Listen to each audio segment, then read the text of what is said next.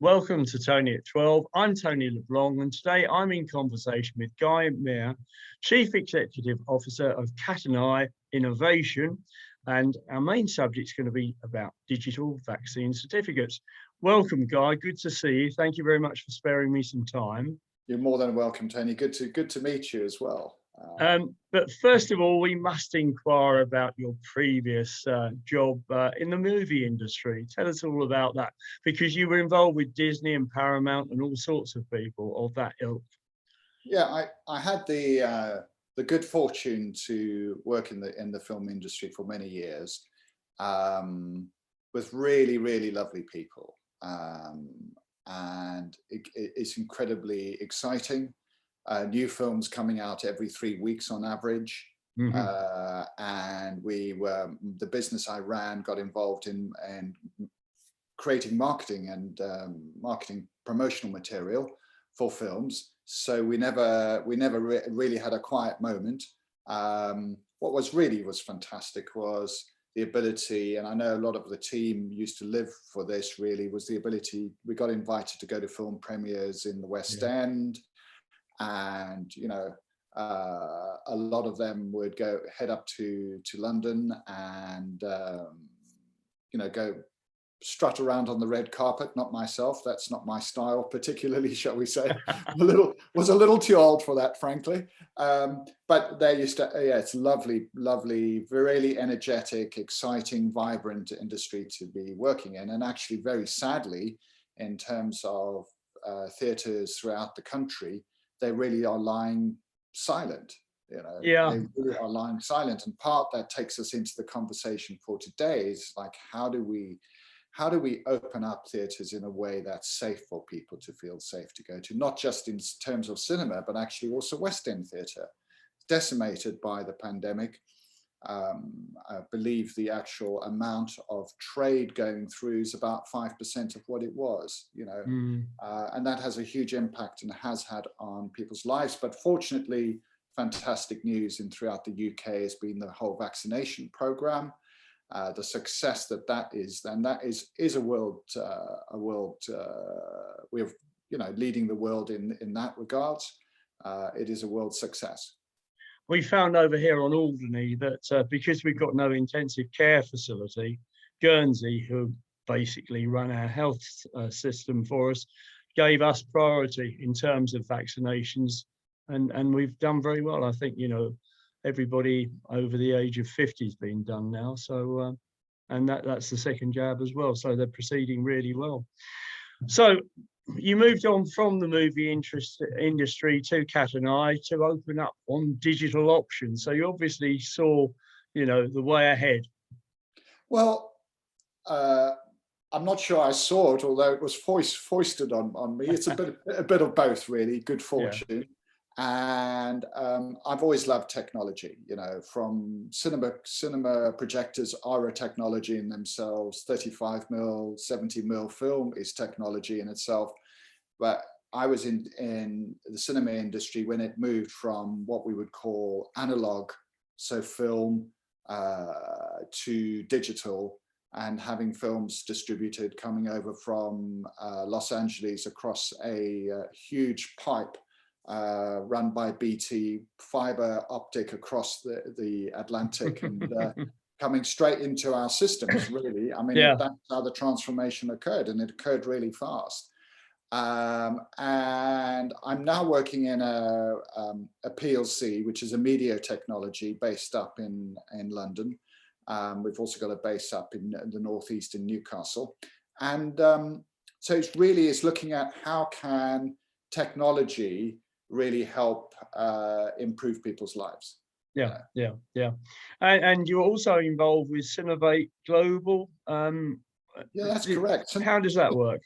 Cinovate Global is a joint venture between ourselves and Black Hive Africa. They're a medical product distribution company in the UK and largely through Southern Africa as well. And they bring a medical and clinical expertise through their own in-house team, but also external contractors, because we are a technology provider. So that's what we bring to that relationship. and it's working very, very well.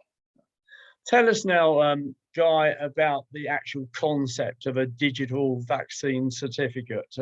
You were there pretty well at the beginning, weren't you? Well, yes, we were. I mean, this time last year, when the economy had ground to a halt, and I think a lot of people had really given up hope globally. There was a lot of despair, and understandably so. And I and my team thought about what we were developing for the construction industry. And what we were looking at there was the big problem they had was identity fraud and misrepresentation of a skilled worker's qualifications.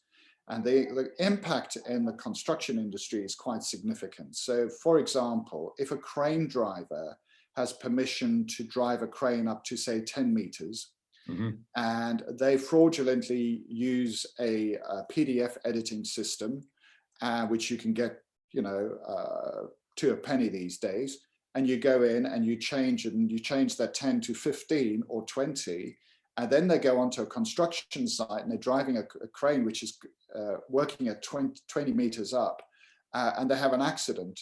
If they found that actually they're not qualified to do that, the construction company and the board executives are liable for the damages. And so and it's a significant problem in the construction industry.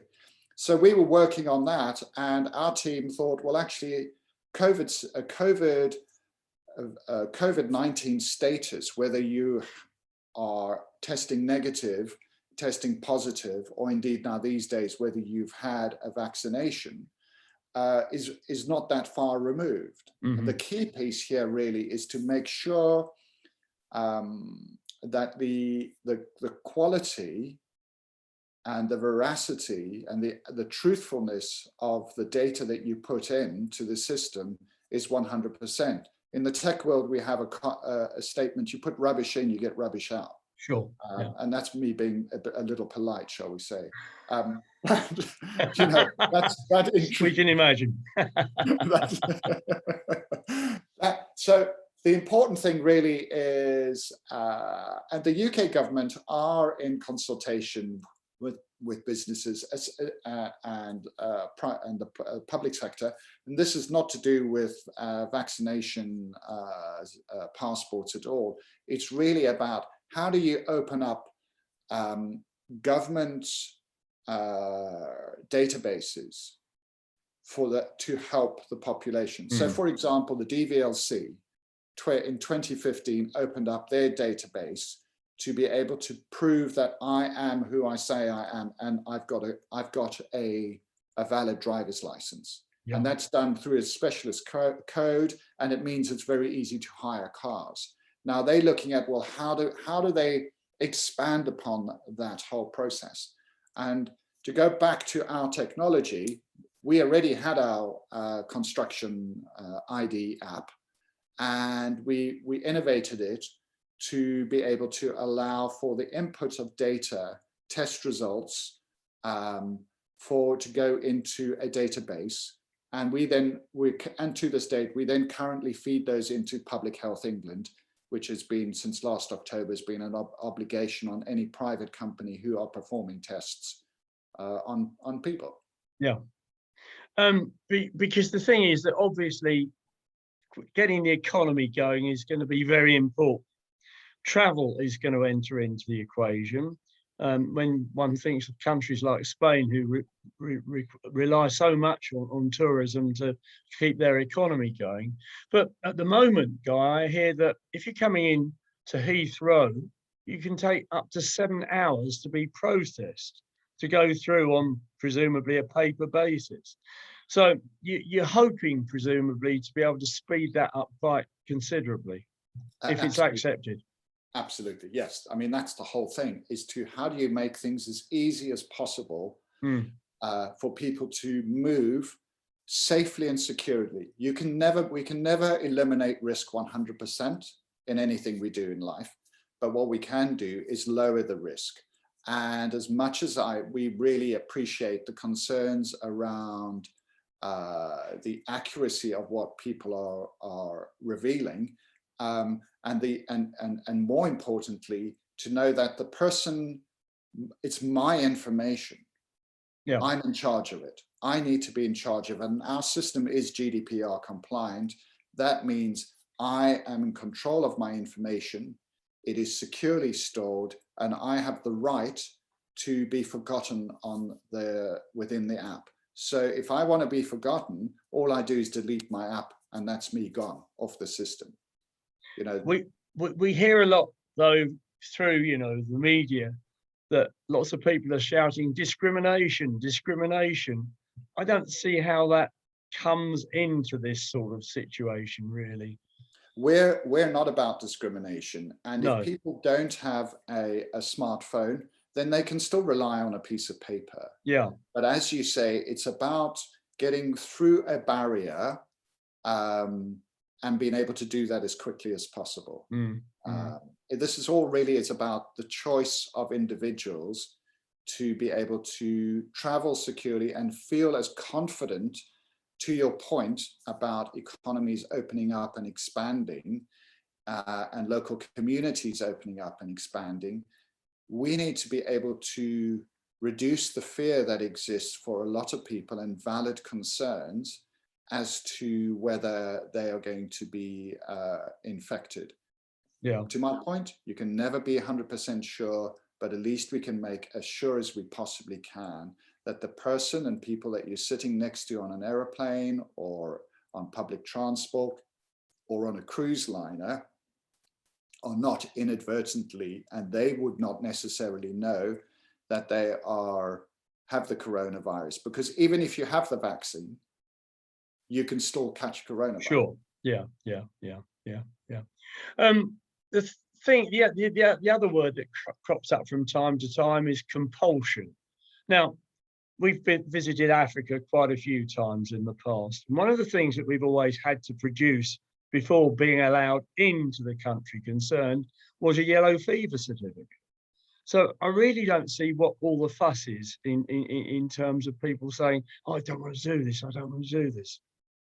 I think the challenge for people is, and understandably so, is when you're traveling abroad, you can understand that if I'm going to Kenya, and I might need a yellow fever vaccination and a stamp in a piece of paper. Now, I can understand if people want to go from Alderney to Guernsey or to come over to the mainland, why would they want to have, they would object to having for internal travel within a particular country. Yeah. That is one discussion. What we're looking at is international travel. Well, that's right. And if you need to, look, if a nation state, if the Kenyan government says, if you want to come and visit us, you have to prove that you have a COVID-19 vaccination, that's them laying down the law, and they're perfectly entitled to do that. In fact, it's one of the requirements and obligations of government to protect their populations. Of course, yeah. So yes, I can see where you're coming through from that point of view. Now, how do you get to government to convince them that this is a good idea? I mean, I think you're probably halfway there in any case, but we've heard a lot lately about lobbying, and I can't see how you promote anything without an element of lobbying. Well, what we're doing on the call, what I'm doing on the call with you, is exploring it and making it more publicly known, and perhaps somebody from the governments of Guernsey and Alderney and the other Channel Islands will listen to it and go, well, that's be interesting. Yes, I understand the concerns about lobbying, but if lobbying is done in a way that is transparent and it's recorded and it's ethical, then there is absolutely nothing wrong with it. Sure. To be frank. Governments lobby their populations through information campaigns, and they get on television and they look to convince them, and in terms of their argument or their position. that is a form of lobbying. Yeah, You know? goes both ways. It absolutely does Yeah. go both ways.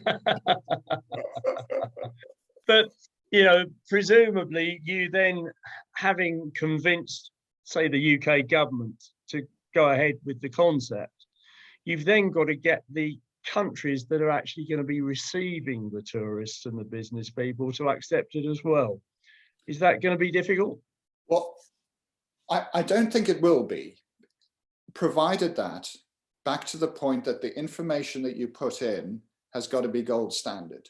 Yeah. And the gold standard information the government hold. And if the UK government are in charge of the whole platform, the application, then they're in charge of the connections between the app, the phone, and the NHS database.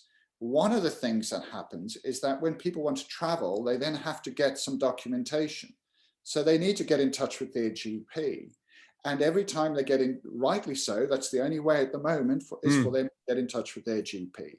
So they now need to go to their GP, and that takes the GP's time. It takes the admin time in the local GP practice. What the consequence of that means, it has a knock-on effect, and the people who have serious diseases like cancer and diabetes, etc., they get pushed out of the way.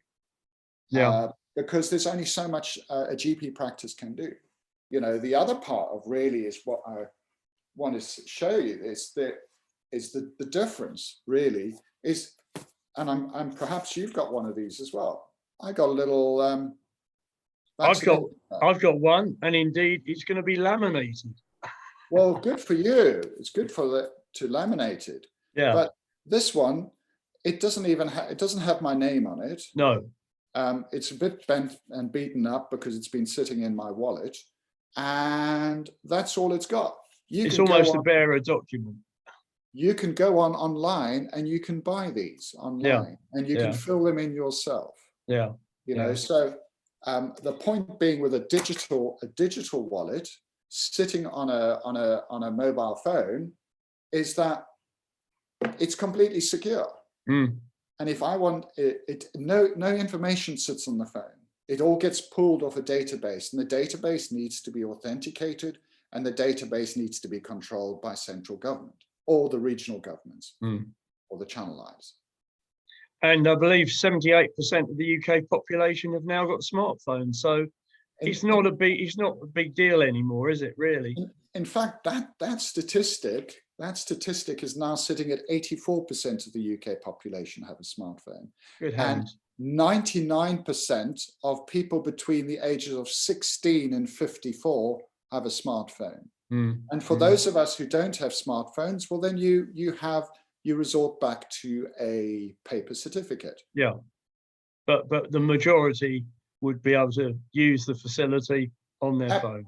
Absolutely. And so when you think about the cost to the country, you don't have to create anything. You don't have to create more laminated things. You don't have to have more plastic in the world. Most people have a smartphone, as we well know, and you're just utilizing that device, and everyone leaves home with their smartphone, and everyone travels abroad because we use it as to send emails, text messages, photographs, etc. So it's usually sitting in our pocket. Yeah. Coming back to this question about individuals, what's the likely cost going to be to actually have the application on your phone? Do we have any ideas on that yet? Yeah, we do actually. I mean, to be honest, I think the government needs to be paying for this because it's part of an infrastructure cost. It's a bit like the air we breathe, really, at the moment. Yeah. And the cost to the country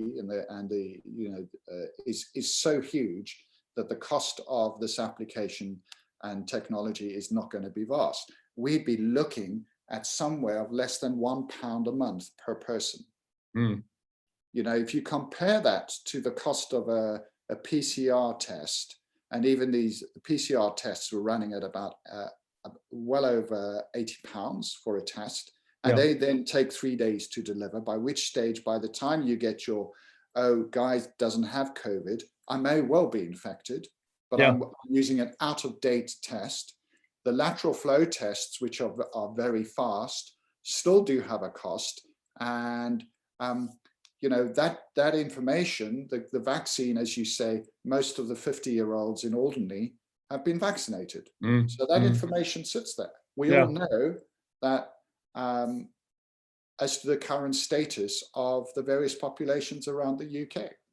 So really what we're saying here, Guy, rather than have to apply to the GP, effectively the Guernsey Health Authority that look after us, you would go through via them and you would pluck the information off their system and put it onto your platform and into the cloud.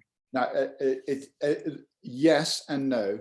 The system is, they're in charge of the information. We never get to see the information. No. We provide, the effective is, I'm providing you with a motor car, you drive the motor car, you go where you go, I don't know where you go. So that's the analogy. They're in charge of it. Yeah, and it would work. It absolutely works. It's been used internationally at the moment. It's ready to go. It's easy to use. It's incredibly secure. Back to the point, I bang on about it. It's GDPR compliant. And what important thing is, as an individual, you're in charge of your information. So as you said earlier, if you want to delete, you can. The right to be forgotten is really important when it comes in the digital world, in the digital high street, or whenever we use an application. You know, many companies and corporations know more about us than we realize as individuals, as people. Every time I go online and I browse, or I have an app which does, it gives me information, the owner or the company that developed the application uses that information and to extract further value from me as a customer. The saying in the technology world is, if you're not paying for it, you most definitely are the product. Yeah, yeah, I see what you mean. Looking at our current passports, there's an element of gadgetry in those, isn't there? In terms of, I mean, would it be difficult to effectively extend the existing passport to encompass this sort of information, or are you really on the smartphone trail when it comes to the future? I think our approach to this is that the vaccination wallet has very much got to be a temporary measure. Yeah. It's very much got to be a temporary measure. And these things there's a global crisis on at the moment. People need to be able to travel around the world for rest and recreation, but also to do business, more importantly, to see their relatives and their families that these days are usually scattered across the globe. And my daughter lives in Berlin. I can speak to her on WhatsApp, I can speak to her on Zoom, but I miss dearly not being able to go and have a coffee and go for a walk with her in the park. Yeah. And we have the same problem. A granddaughter that was born last October that we've never met in Spain. So yeah, it really hits home, doesn't it? It does hit home. And we miss our families dearly. And I think that if this goes some way to helping people reconnect in person with their loved ones, then I think that's the most wonderful thing that we can do. Yeah. But I think, to your point, that the actual passports for that we have as a document, as a little booklet, I think are really important. They're here to stay because, one, all our systems are geared up to receive those, etc. And at some stage, no doubt, I'm sure by the time, long past the time I've left this mortal coil, they may have digital passports. Yeah. But our system really is not looking at a passporting functionality. It's looking at a wallet. And the difference, I think, between the two most certainly is. If you think about your physical wallet, if I hold up my wallet here, what I've got in it are a bunch of credit cards. Sure. And I've got my driver's license in there. And you hold things of value close to you. And the phone these days is incredibly secure. It uses facial ID to actually unlock it. There are lots of ways in which we ensure that the data we have is really secure. One of which is blockchain technology, which I know you want to talk to me about. I do want to talk to you about it. I'm really happy to speak to you about it. You know, blockchain technology, a lot of people will know because of cryptocurrencies like Bitcoin and Ethereum, etc. Where our system isn't involved in cryptocurrencies at all. You know, you go into that world eyes wide open. Our blockchain is the difference here is our blockchain is about having an audit trail as to, in the construction industry, back to my point, where a person performs a function, goes onto a construction site, drives a crane, the crane has an accident. Yeah. The regulatory environment needs to prove that the health and safety regulations were adhered to. Our blockchain helps prove that they were. So it mitigates the risk to the construction company, and it helps drive best practice, because if people know that actually my function, my presence on a construction site is documented, and cannot be altered, and can go back to show proof of service or proof of presence at a particular location, I will think twice about fraudulently altering my qualifications or indeed my identity. And that's what our objective is to reintroduce trust. Well, not that it's absent, but to build on the trust that exists in our society. So coming back to blockchain, in simple terms, I'm a simple man. How does it work? It works. It's very complex. It involves a huge amount of mathematics, more than my simple brain can deal with. Our chief technology officer is far more, and our tech team are far more intelligent than I am. From what I know is it involves a lot of mathematical computations to create a very specific, unique series of digits and letters. And that then refers to a very specific transaction. So the transaction could be, I show the customs or the immigration official my COVID-19 certificate, which shows I'm vaccinated. That information, the date and the time and the location gets bundled up, pushed through a computation, and then gets stored into the blockchain. And so what it does is it shows that actually I have done what I did, and she or he actually did look at my certificate indeed. And that's how it works. Essentially, it's a big filing cabinet. It's a filing cabinet that is distributed across 3 or more locations in a very secure fashion. And that inherently is, and it's sort of a paradox, but because it's distributed, therein lies its security.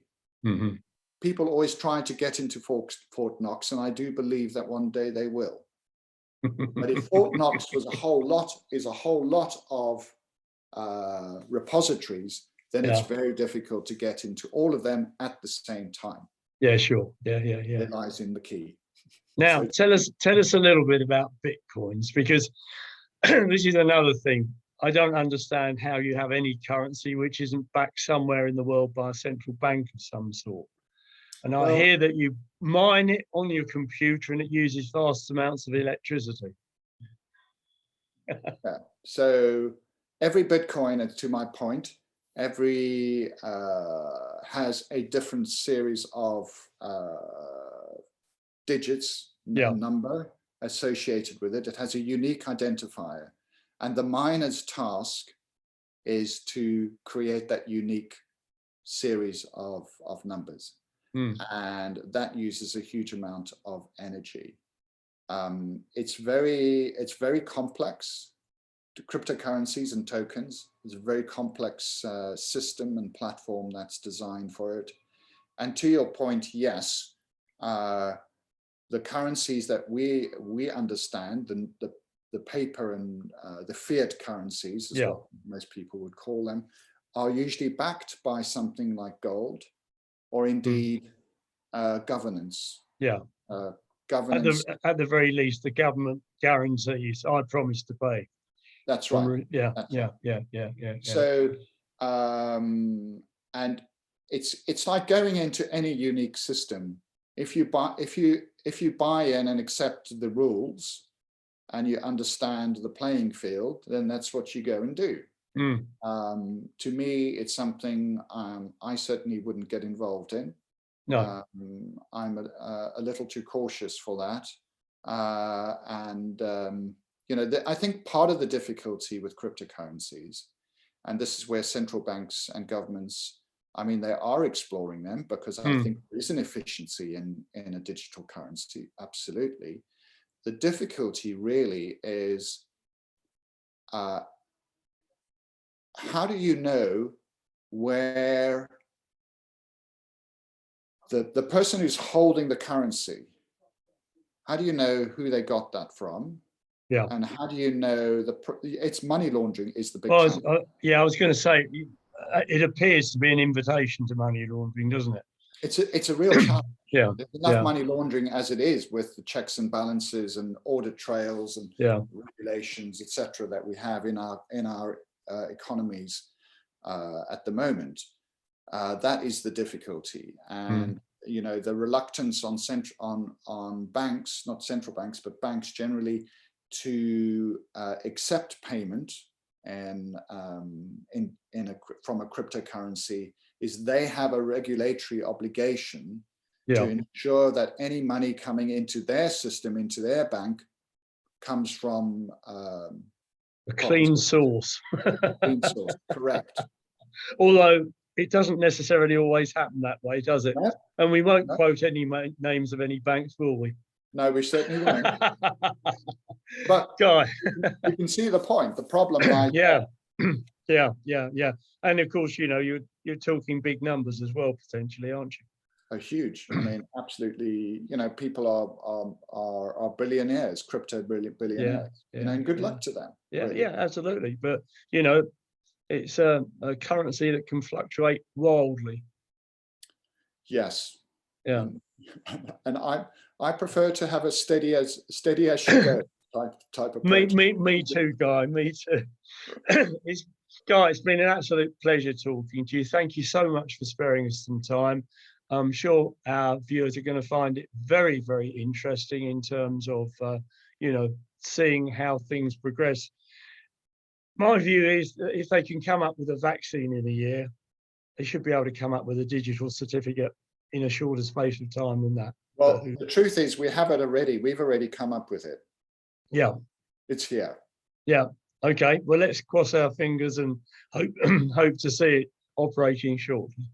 Tony, thanks so much for your time. It's been really enjoyable having a conversation with you, and enjoy the rest of the day. Thanks, Guy, and you. Cheers. Take care. Bye-bye.